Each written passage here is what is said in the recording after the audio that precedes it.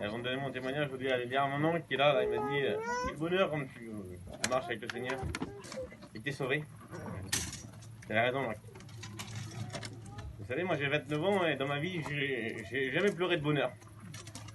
De peine, oui, mais pas de bonheur. Et depuis le temps que je suis avec le Seigneur, hein, ben, je lis la Bible, je pleure. J'écoute un cantique, je pleure. Je regarde un film de Dieu, je pleure. Et de bonheur, quelle beauté, Seigneur. Maintenant, je vais dire un petit mot de témoignage. Alors, c'est tout simple. Il y a maintenant 2-3 ans que je travaillais un peu avec Cass, là, puis, et moi, en réalité, je me disais, il y a beaucoup de religions.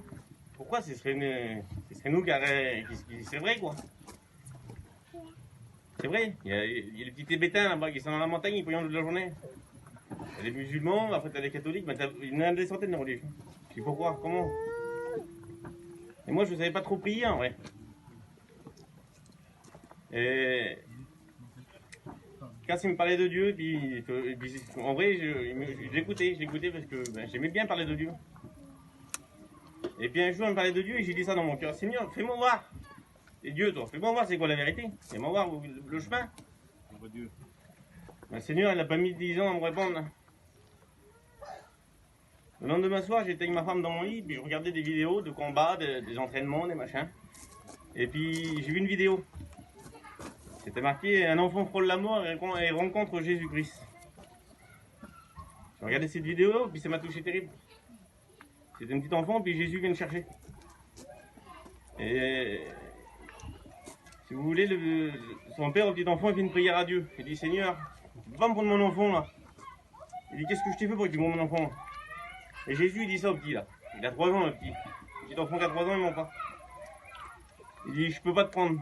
Parce que ton père, il m'a fait une prière et il peut pas te prendre. Et c'était un serviteur de Dieu. Donc j'ai vu en travers ça que Dieu m'avait parlé, que c'était la vérité, quoi. Et puis, c'est pas pour ça que je suis devenu chrétien pour ça. Vous savez, on est avec ma femme et puis des fois on est de la famille ou des copains, on rigole, mais dans votre cœur vous êtes malheureux.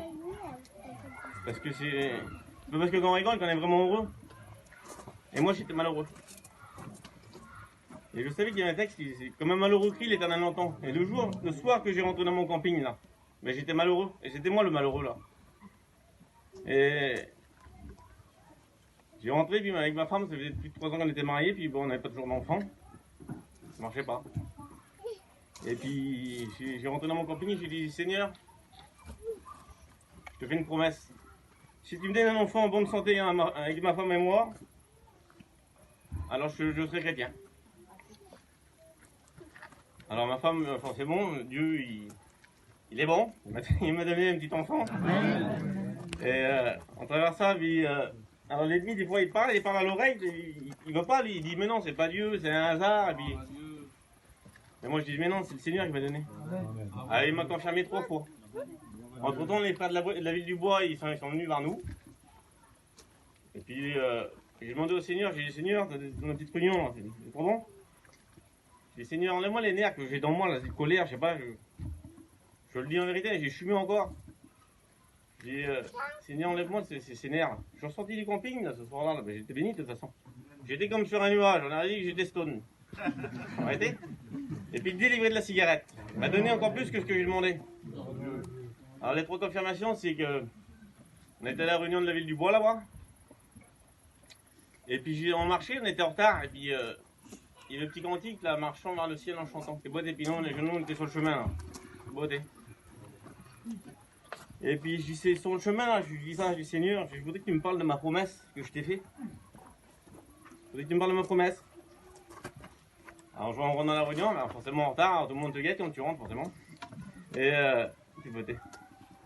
On s'est assis. Et j'ai les cantiques, les témoignages, et puis c'était Alban qui prêchait. Je ne me rappelle pas exactement ce qu'il a dit. Et il a dit, mais il s'est arrêté, comme il parlait et qu'il prêchait là, il s'est arrêté dans un moment, puis il a dit, souviens-toi de la promesse que tu as faite à Dieu. Parce que comment on fait une promesse à Dieu, il faut la tenir. Quelle beauté, Seigneur. Comment il va parler? Et j'étais dans ma chaise, je rigolais tout seul. J'ai dit, quelle beauté, Seigneur, t'es fort comme ça, là. La deuxième fois, on était avec mon frère à Valérome, là-bas, ma belle-sœur. J'ai demandé si c'était l'homme René là qui prêchait, pareil. J'ai dit Seigneur, tu pourras pas lui dire lui de la promesse là. Il a reparlé de la promesse, bon, quelle beauté. Et la troisième fois, j'étais dans mon camping, tout seul. Et j'avais ma Bible dans les mains, et elle n'était pas ouverte. J'ai dit Seigneur, comme quoi j'étais tenace, je la voulais la promesse encore.